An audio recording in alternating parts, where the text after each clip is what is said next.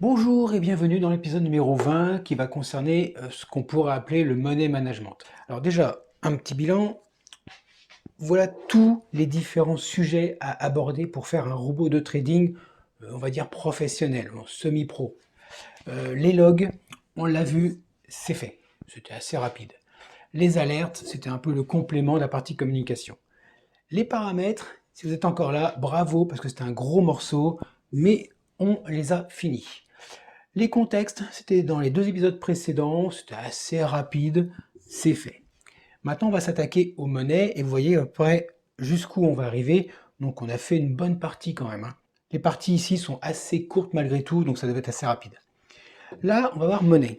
Alors attention, money management, c'est un terme qui est galvaudé et qui est utilisé par beaucoup de gens pour parler de tout et de rien à la fois. Nous ici, on va vraiment gérer le plus strict minimum pour garantir une sécurité pour le robot. Dans cet épisode, on va surtout voir, donc on va créer, hein, on va faire la création de l'objet. Ça va être assez rapide, vous allez voir, on va faire comme d'habitude avec un petit commentaire. Ensuite, on va faire le prototypage, qui va être toutes les définitions des fonctions qu'on va utiliser. Et puis on va voir les différentes variables qui vont nous être utiles et qu'on va manipuler.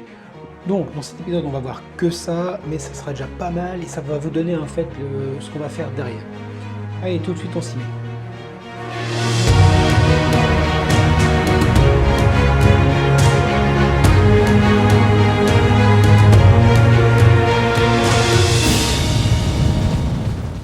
Bon alors, pour commencer, on va enrichir les types parce qu'on va travailler, on va commencer à travailler sur la stratégie. Je vais vous montrer en fait comment on va construire la stratégie. Donc pour ça, on ouvre le fichier type qu'on a déjà créé, hein, voilà. Ici, je le mets en grand, voilà, comme ça c'est bon. Alors ici, donc on va descendre, on va aller dans les énumérés ici et on va ajouter un énuméré qui va définir la tendance. Parce qu'on va avoir besoin de repérer, par exemple, si on est sur un ordre haussier, donc en achat, ou baissier à la vente. Pour ça, j'ai créé un type énuméré qui contient trois valeurs, donc une valeur par défaut qui est inconnue, et puis après, soit c'est baissier, soit c'est haussier. Ça va nous servir pour vraiment repérer quel type d'ordre on a en cours. Et puis tout en bas, là on a toutes les structures qui nous servaient pour les paramètres. Et bien on va ajouter la structure pour la stratégie. Alors pour ça, je vais vous expliquer un truc. La stratégie ne va faire que de la découverte d'opportunités. Elle n'est là que pour ça. Elle va analyser le marché avec différents attributs, différents indicateurs, et elle va trouver des opportunités qu'elle va détecter, qu'elle va enregistrer et qu'elle va envoyer au robot. Ensuite, c'est le robot, en fonction du money management, des horaires, enfin il y a pas mal de choses derrière qui vont conditionner si le robot prend en compte l'opportunité ou ne la prend pas en compte. Donc je la mets après la suite, donc voilà, fermez la parenthèse, tac. Alors, cette structure, qu'est-ce qu'elle doit contenir? On va déjà l'identifier. Donc la classe qui va gérer la structure va identifier la détection par un numéro. Voilà, on va tout bêtement faire un numéro de détection qui sera connu par la classe qui va gérer la stratégie. Ça, c'est uniquement au niveau de la détection. Mais si l'ordre est ouvert, on doit lui associer un numéro de ticket. Parce que quand la détection sera active, il y aura un ticket qui sera géré par le robot et potentiellement par la stratégie. Alors ici, on pourrait utiliser le numéro de ticket pour aller voir directement quelle est l'orientation, si c'est un achat ou une vente. Mais tant qu'on n'a pas le ticket ouvert, on ne connaît pas la direction de la détection. Donc pour ça, je crée un attribut qui s'appelle sens, donc la direction, qui contient le numéro qu'on a créé juste avant. Et ensuite, eh bien, je vais tout simplement lui indiquer 4 informations qui vont exactement identifier l'ordre. C'est-à-dire qu'on a la taille, donc le volume, on a le prix d'entrée, le prix de stop loss et le prix de take profit. C'est tout ce qu'il nous faut. On pourrait mettre d'autres paramètres, mais pour l'instant, dans la stratégie, dans le robot tel que je le prévois, on n'a besoin que de ça. Donc là, c'était important d'enrichir en fait les types pour pouvoir d'une part créer la structure pour la stratégie. Vous avez un peu l'idée en fait de comment on va gérer derrière. Puis bon, bien sûr, il y avait les numériques qui étaient utiles. Bon, maintenant, on va quand même compiler. Oh, 58 erreurs. Oh, ah oui, d'accord. Alors, un bel exemple. Quand vous avez ce genre de choses-là, les 158 erreurs, c'est vrai qu'on peut s'inquiéter, hein. On peut s'inquiéter. Mais regardez bien, c'est l'erreur la plus bête qui soit, ça. Là, il me fait une erreur sur le tools, le fichier tools, que j'ai pas changé, hein. Et pourquoi? Parce qu'il y a un string qu'il connaît pas. Alors, ça n'a rien à voir avec tools. Juste ce qu'il faut voir, c'est que tools, ici, il vient juste après le fichier type. C'est qu'en fait, j'ai fait une vidéo qui expliquait exactement comment c'était construit au niveau compilateur. Le compilateur, lui, prend le fichier MQ4 ou MQ5 et après il inclut tous les MQH dedans, tous les fichiers, pour en faire un seul et unique fichier. Et après il compile ce fichier-là. Et vous voyez qu'il y a une erreur dans type, à la fin de type, c'est que tout à la fin ici, quand on fait la parenthèse fermante d'une structure, on doit mettre un point-virgule pour clôturer la ligne de description, que j'ai pas fait. Donc pour lui, la ligne n'est pas terminée. Ce qui fait que à la suite de cette accolade fermante, il va ajouter ce qui est au début de tool. Alors on passe les commentaires, on s'en fout. Par contre, il va avoir string.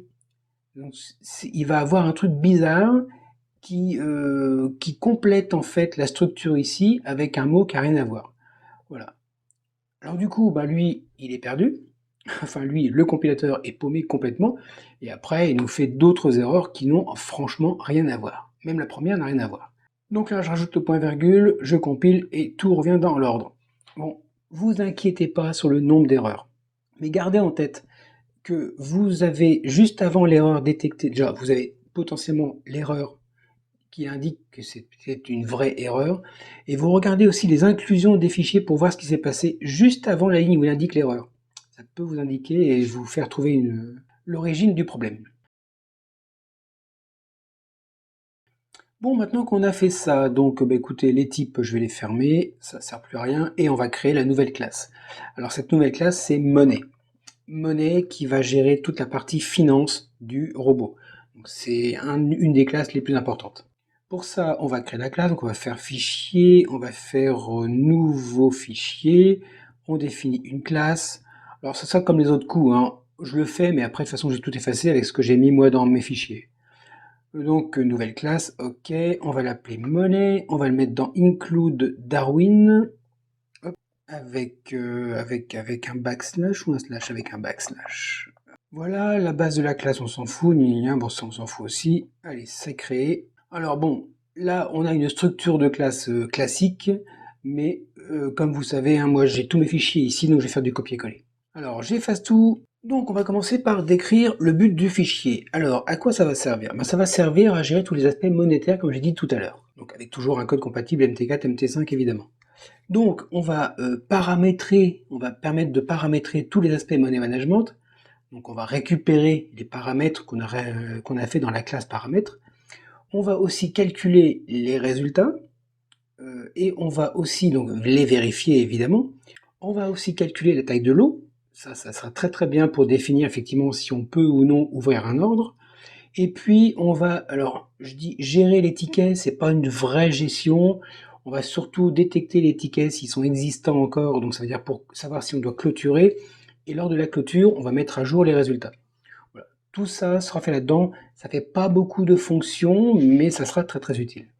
Alors quand je dis pas beaucoup de fonctions, qu'est-ce qu'on va avoir? On a toujours le config, ça pour moi c'est mon point d'entrée qui va permettre de configurer toute la partie money management du robot.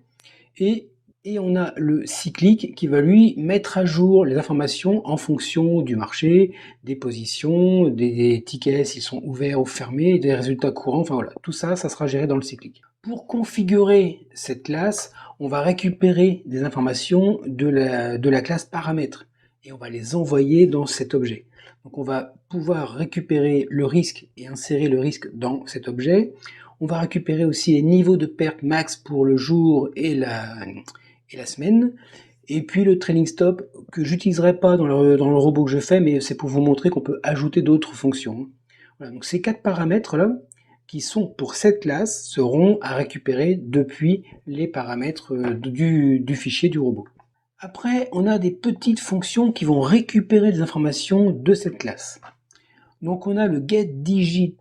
Ça, c'est pour récupérer le nombre de digits du marché. C'est un peu ridicule parce qu'en fait, on peut l'avoir directement, mais voilà. Pour moi, c'est lui qui va connaître toutes ces informations-là, donc si on veut, on ira piquer dans cet objet. On verra comment faire et comment s'en passer potentiellement. Le digit load, c'est le pas. Quand on définit un lot, on peut aller par exemple de 0,01 en 0,01 ou de 1 en 1, et c'est lui qui va le connaître, c'est lui qui va l'extraire et le gérer. Donc du coup, on le récupérera ici. Ensuite, on a deux petites fonctions là. C'est l'état du résultat journalier. Par exemple, vrai, faux. Vrai, c'est quand tout va bien, et faux, c'est quand on a dépassé les résultats journaliers par rapport aux pertes, par exemple. Et pareil pour l'hebdomadaire, donc la partie semaine, on a l'état et le vrai calcul. Donc si on veut par exemple l'informer, l'envoyer par message ou l'afficher à l'écran, on fera un get résultat hebdo, ça va calculer tout et on aura le résultat exact de la semaine.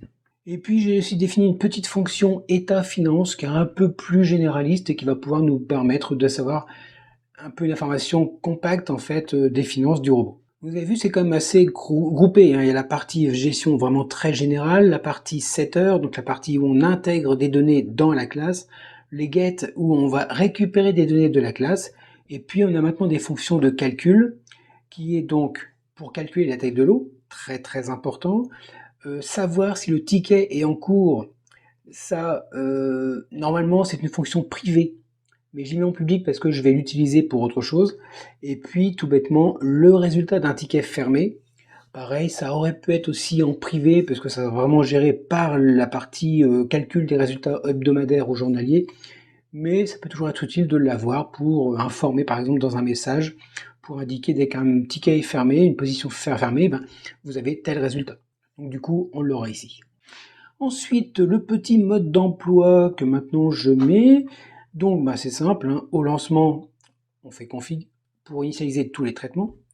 Ensuite, de façon régulière, alors soit on le fait cycliquement ou à chaque changement du marché, c'est important d'avoir les deux. Du coup, on fera le cyclique, et du coup là, ça va recalculer les informations par rapport au budget, à la marge, on aurait pu aussi gérer la marge, tiens d'ailleurs. Voilà, il y a tout plein de choses à faire.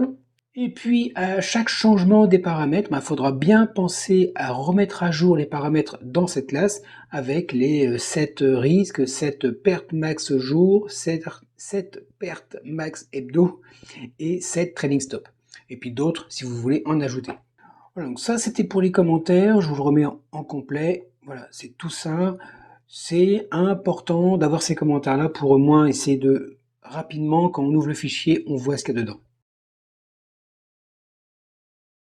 Ensuite, on va attaquer la création de la classe avec donc le nom que j'appelle cMonnaie, donc C toujours parce que c'est un préfixe pour les classes, avec une zone privée suivie de sa petite zone publique et la petite accolade fermante avec le point virgule. Hein, on évite de l'oublier deux fois dans la même journée, ça serait dommage. Alors, avant d'attaquer la partie privée, on va reprendre ici ce que j'ai listé ici, dans les commentaires, et on va créer les prototypes des différentes fonctions. On va commencer par les deux plus simples qui sont donc config et cyclique.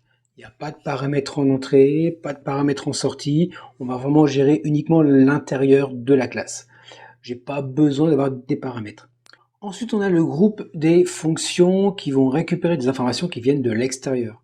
Donc, on a le set risque, le perte max journalier, le perte max hebdomadaire et puis le trading stop. Avec dans l'interface en fait des valeurs qui sont celles qui sont connues par la gestion des paramètres.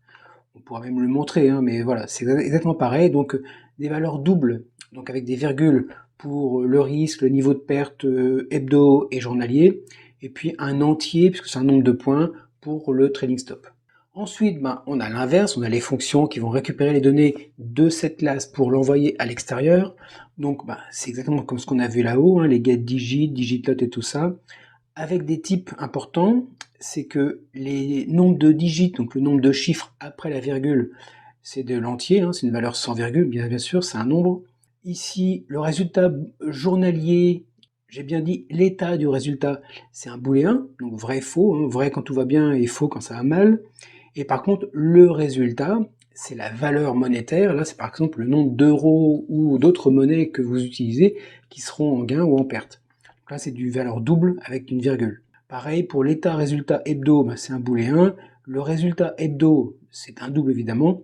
Et l'état finance, c'est beaucoup plus général. C'est un booléen qui dira OK ou KO. Donc vrai, enfin true pour dire OK et faux pour dire KO. Voilà, donc ça, c'est pas compliqué normalement. Ça devrait être assez rapide. En plus, on va le faire juste après, hein. Alors après, on a les traitements. Alors qu'est-ce qu'on a? On a le calcul taille de l'eau qui va sortir donc une taille. Donc une taille, c'est une valeur, ben, ça peut être 0,01 jusqu'à plein. Donc ça, c'est une valeur en double. Et qu'est-ce qu'on passe en paramètres? Donc là, pour calculer la taille de l'eau, il nous faudra l'information de la stratégie de la détection. La détection, on aura le prix d'entrée, le stop loss et le take profit. Bon, le take profit, on va l'oublier pour la taille de l'eau. Par contre, le stop loss, très important. Lui, cette classe-là, il va connaître l'argent qu'on a sur le compte. Avec cet argent et les informations du marché, et puis surtout le prix d'entrée et le stop loss, donc c'est la taille du stop, il va pouvoir définir, d'après le risque, combien on est prêt à prendre, enfin à perdre. Donc, il va pouvoir calculer un lot avec ça. On le passe, alors une constante, ça c'est parce que je ne veux pas changer, je ne veux pas prendre le risque d'avoir un code qui change la stratégie, surtout pas. Et avec ce petit caractère là, c'est le petit et commercial, ça veut dire qu'on passe l'information, la donnée en adresse. Alors je vous fais un petit rappel très rapide, quand on a des interfaces comme ça pour des fonctions, on peut passer les informations de deux façons. Soit par valeur, c'est ce qu'on fait ici. Donc, par exemple là, on va carrément rentrer dans la mémoire la valeur en double, voilà tout simplement. Par contre, quand c'est beaucoup plus gros, je vous déconseille de passer par valeur, d'ailleurs même, il y a même des compilateurs qui interdisent, passer par l'adresse. Ça veut dire que quelque part la valeur existe et vous ne passez que l'adresse, un pointeur en fait qui indique où se trouve la donnée. Comme ça, la donnée ne bouge pas, il n'y a pas de recopie. Non, vous pointez tout bêtement là où se trouve l'information. Et ça permet d'aller un code beaucoup plus vite. Et puis, ouais, beaucoup plus vite. Donc ça, c'est pour la taille de l'eau. Ensuite, qu'est-ce qu'on a? On a à savoir, est-ce que le ticket est encore en cours? Pour savoir ça, il lui faut le numéro du ticket, évidemment, qui sera un entier. Alors peut-être que la valeur ici, on va devoir le type, on va devoir le changer, parce que int, c'est vraiment pour MT4. Le numéro d'un ticket pour MT5, c'est pas de ce type-là. C'est uint ou ulong. En tout cas, c'est pas le même type, donc peut-être qu'on va devoir le changer après. Et pour finir, la dernière fonction publique, c'est récupérer le résultat d'un ticket qui est fermé. Alors, je dis bien fermé, parce que quand le ticket est ouvert, à la rigueur, je m'en moque. En tout cas, le robot tel qu'il est aujourd'hui, il s'en moque. Donc là, je veux le résultat d'un ticket fermé. Pour ça, qu'est-ce que j'ai? Comme je vais sûrement générer un message dans cette fonction-là, un log, parce que je vais dire carrément, ben voilà, vous avez ce ticket-là pour cette stratégie-là qui a ce résultat, bah, du coup, je passe le nom de la stratégie. Et pour être sûr d'avoir l'ensemble des informations, aussi bien prix d'entrée, prix de sortie, le stop loss et le take profit, et puis d'autres valeurs, pourquoi pas, la tête de l'eau par exemple, bah, je passe carrément l'information complète de la stratégie, enfin de tous les paramètres de la détection liés à la stratégie pour qu'on ait moyen de faire un calcul ou un message le plus complet possible. Voilà, donc maintenant, si je veux compiler, il faut que j'ouvre Darwin. Là, je vais inclure le fichier monnaie qu'on a créé. Et tant qu'à faire, je prends de l'avance sur la suite. Je vais créer la classe ici, même si je ne l'appelle pas, c'est pas très grave.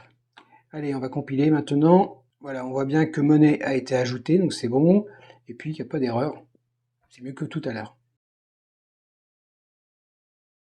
Maintenant, donc je vais fermer Darwin, ça ne sert plus à rien pour l'instant, et je reviens dans monnaie. Alors, dans monnaie, qu'est-ce qu'on a comme fonction? Ici, on a les 7 risques, 7 pertes max hebdo, 7 pertes max jour et trading stop. On va créer dans la partie private ici les variables qui vont contenir ces informations-là. Donc je vais dans private ici et je vais créer toutes les parties données de configuration. Donc vous voyez le mRisk, c'est un double. Effectivement, le risque, c'est bien un double. Donc on est bien cohérent. Les niveaux de perte, c'est des doubles aussi. Et la taille de trading, c'est un int. Donc là, il n'y a aucun traitement, enfin en tout cas c'est très très simple, et on va faire comme on a vu pour le contexte.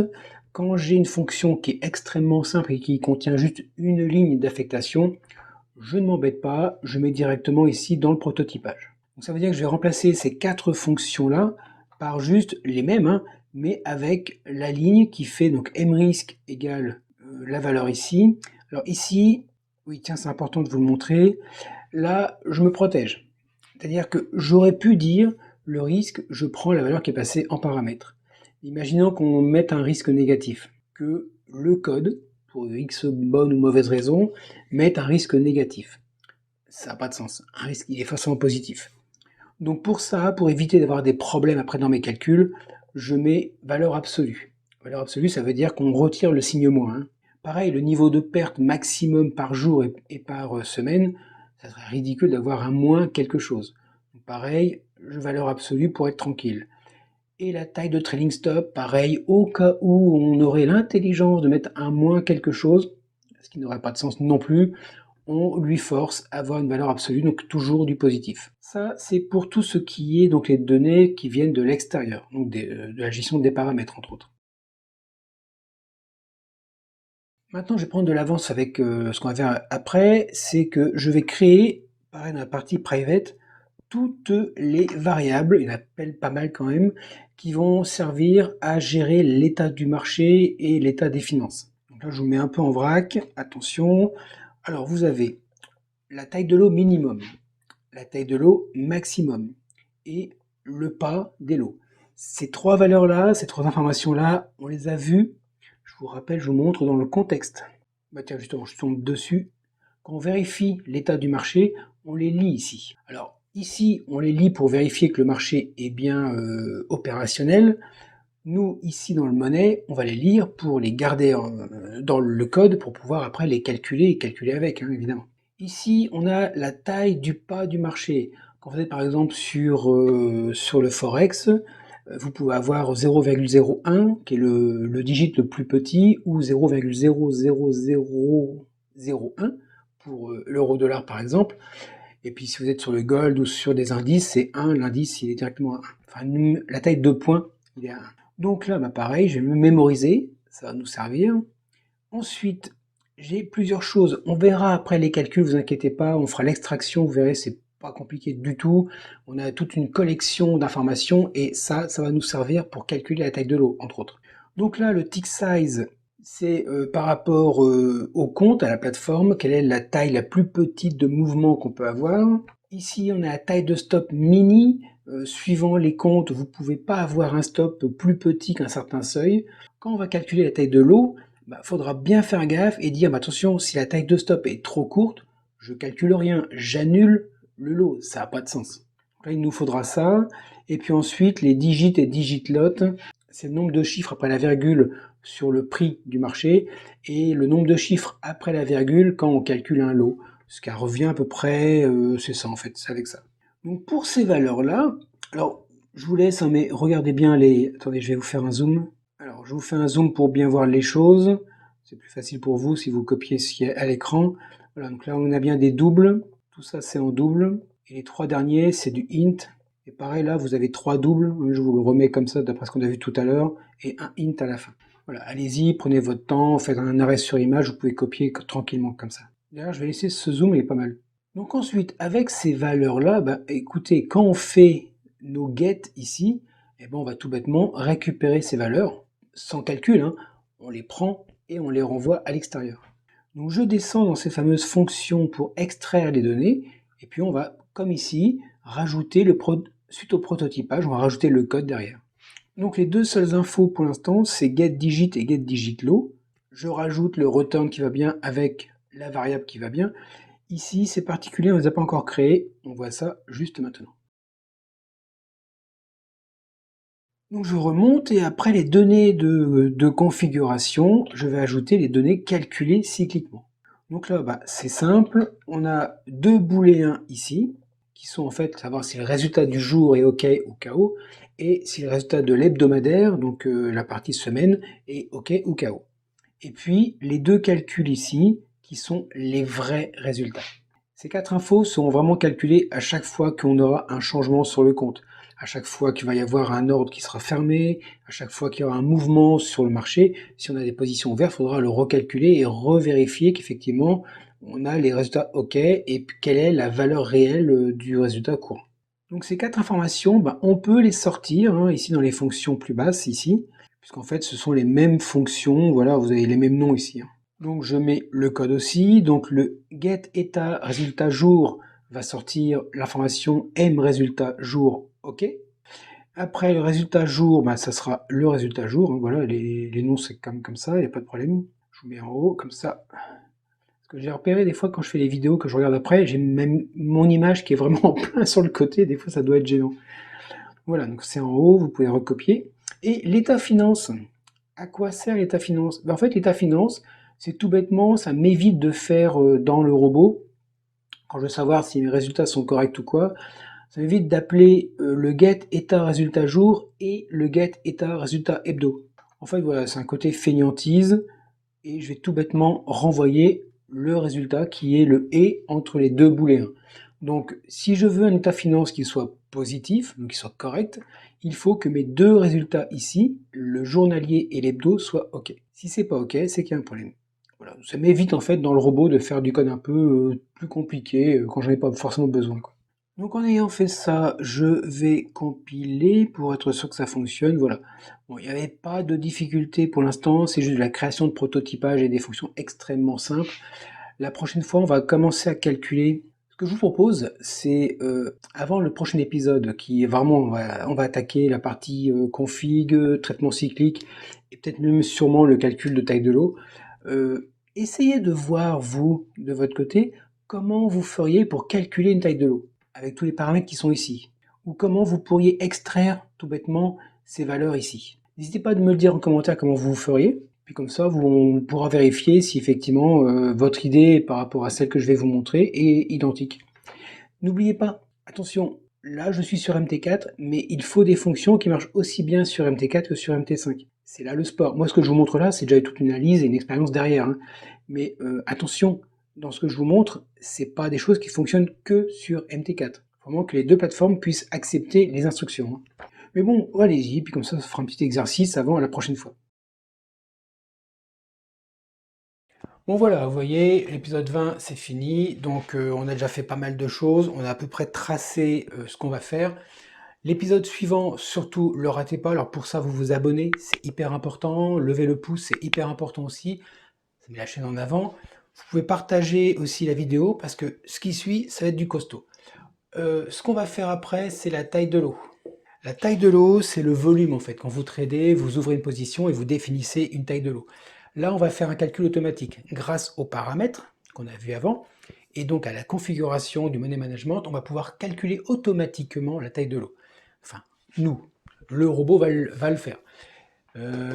C'est vraiment hyper important. Alors, ça rentre dans ce que j'appelle moi le money management parce que ça gère l'argent et la compta. Et puis on va voir aussi les différents moyens de récupérer les résultats sur les positions. Alors soit position ouverte, en cours ou fermée. Voilà, c'est deux choses qu'on va voir la prochaine fois. Donc pour ne pas rater, comme je vous ai dit, l'abonnement, le pouce, le partage, ces trois actions sont importantes. Si vous voulez télécharger les sources qu'on a vues, et jusqu'à l'épisode suivant d'ailleurs, vous pouvez aller sur mon site, il y a des liens de téléchargement. Pour ceux qui veulent découvrir le trading, vous avez deux formations qui existent. Une sur mon site avec 1 heure de partage dans lequel vous aurez des questions-réponses directement avec moi. Et une formation qui est mise sur Udemy, vous avez un lien aussi dans la description, où là il n'y a pas le partage, c'est juste une formation simple, enfin elle est dedans, il y a 70 heures de vidéo je crois, donc il y a de quoi faire, avec des outils, des trucs, vous avez franchement vous avez une belle formation. Voilà, donc n'hésitez pas, et puis nous on se revoit dans l'épisode suivant, donc dans l'épisode numéro 21. À très bientôt.